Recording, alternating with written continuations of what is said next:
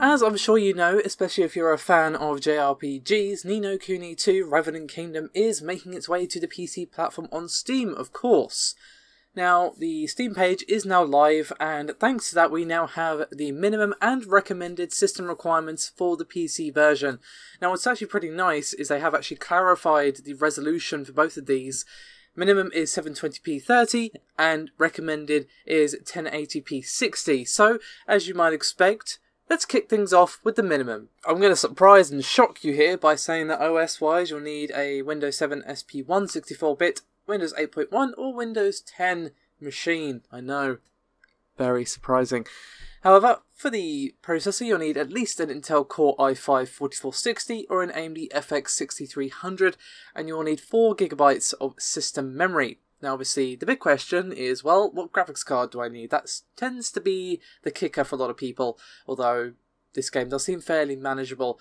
You'll need a GeForce GTX 750 Ti or an AMD Radeon R7 260X with 2GB of VRAM or higher, and as you might expect this does not support DX12, it is going to be DX11.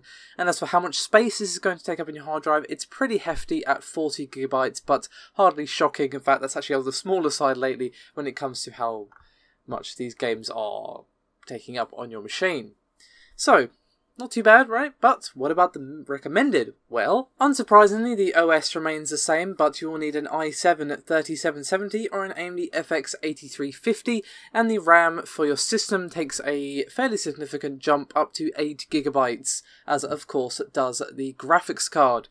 You will need a GeForce GTX 970 or a AMD Radeon R9 series. It doesn't say what one, it just says VRAM 3GB or higher, and again, it is still going to be DX11 and the space is of course the same. Sometimes it has been higher due to like a high resolution texture pack or something like that, but that isn't the case here for at least 1080p. Of course there is no maximum settings, but this at least gives you a pretty nice ballpark figure and you'll be able to know whether or not you can run this game 1080p or of course higher 1440 or shoot for the stars, why not, and aim for 4K.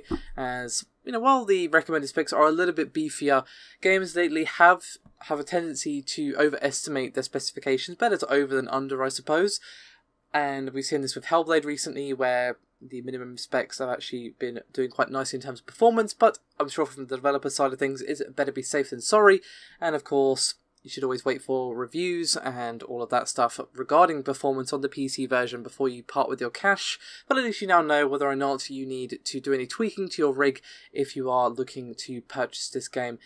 I'll admit I did not play No Kuni, the first one, but I do have my eyes on this one, assuming I can actually understand what's going on without having to play the first one, and if so, then, well, great. If not, then I'll have to go back and play it, hardly a big deal. But I haven't played a good JRPG in a while, not a modern one anyway. You know, all the JRPGs are like from 10 million years ago, it feels like, so it would be nice to settle down and play one that's a bit more modern. So, yeah. Thanks for watching, guys. I'll see you next time.